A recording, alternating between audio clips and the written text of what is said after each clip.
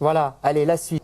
Ouais, et encore Cibor. La place centrale du Homborg, un après-midi comme les autres. Un arrêt de bus, un centre récréatif pour les personnes âgées, une épicerie et une pharmacie. Moi j'aime bien ce quartier, je quitterai ce quartier très difficilement. Ouais, moi ça fait 5 ans que je vis ici et ça fait presque 10 ans que je suis dans le quartier, enfin que je traîne, entre guillemets, dans le quartier. Donc d'office, ce quartier, je l'aime bien. On est bien ici, on a une belle petite maison, qu'est-ce qu'il faut avoir de plus? On a de l'air.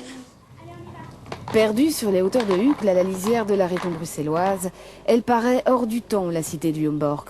Avec ses airs de village, elle semble ne pas avoir changé depuis la fin des années 20, époque de sa construction, si ce n'est quelques bâtiments sortis de terre plus récemment.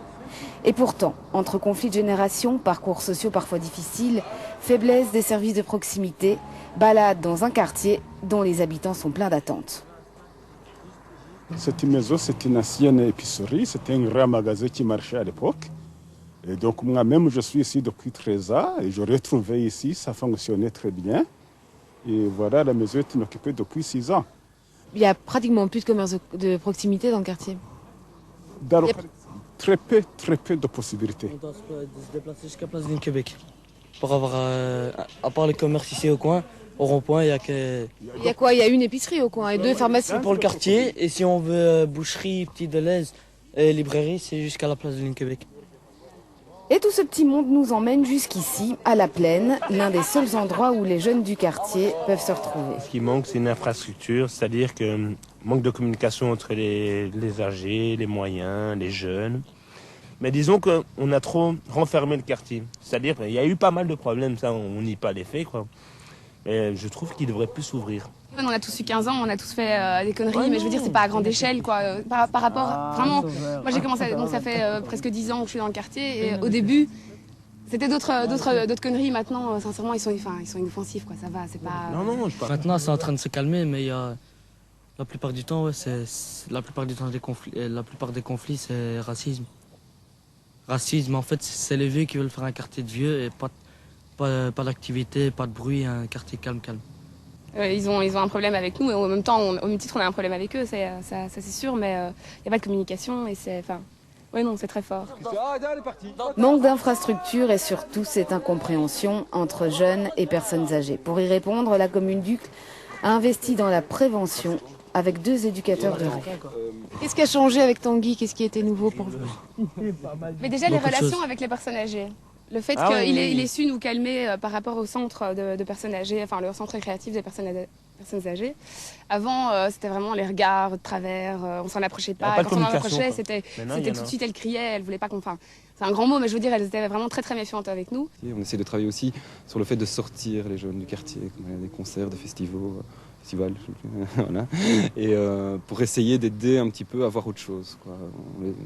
Même les personnes du 3e âge, on les a emmenées au théâtre. Aucune n'avait jamais été au théâtre. Donc on essaie vraiment de travailler, pas seulement à l'occupationnel, de mettre des projets en place, l'autonomie, la responsabilisation. Bonjour Tanguy. Ça va bien? Ça va, toi? Oui, ça va bien. Ce sont ces jeunes qui courent les rues, qui font des bêtises, qui nous font... Hein? C'est la seule chose qui m'ennuie ici. C'est tout. Et je ne suis pas à mon aise quand je vois un groupe de jeunes. C'est tout. C'est la seule chose qui m'ennuie. Il est certain que d'après les statistiques de criminalité, le Homborg n'est pas une zone criminogène en soi, mais que son caractère décentré et les spécificités permettent peut-être d'expliquer qu'il y a un sentiment d'insécurité accru et que le quartier jouisse d'une mauvaise réputation, ce que par un travail préventif, on essaie de remédier. Qu'est-ce que vous pensez de la réputation du quartier Totalement. Elle est totalement erronée. Là, je suis désolée, mais c'est vraiment... quand on nous colle des étiquettes, vraiment comme quoi les jeunes sont violents ici, non, oui, ils font du bruit. Ils sont pas nombreux, mais ils se regroupent entre eux. Ils se retrouvent à l'arrêt de bus, ils se retrouvent ici dans la plaine, ça fait du bruit d'office, mais...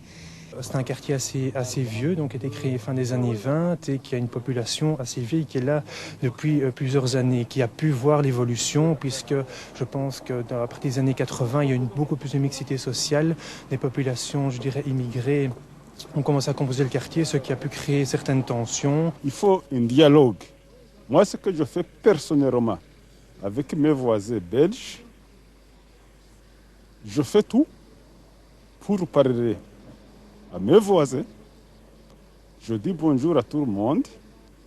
Quand bien même, il y en a ceux qui ne me répondent pas, je continue à dire bonjour. À la 10e fois, on me dit bonjour quand même. Est-ce que vous aimez ce quartier? Très bien. On est très heureux, on n'est pas dérangé, on est très très bien. C'est vrai, tu ne trouves pas, Adeline? Moi, je n'ai pas. J'ai eu jamais de jeunes qui sont venus m'ennuyer, rien du tout. On entend parfois des choses qui sont arrivées, enfin on entend des plaintes. Mais ni elle ni moi, ni personne ici n'a jamais rien eu. Voilà pour ce reportage dans le quartier du Homborg. Et puis un chiffre pour terminer, nous sommes 1 025 000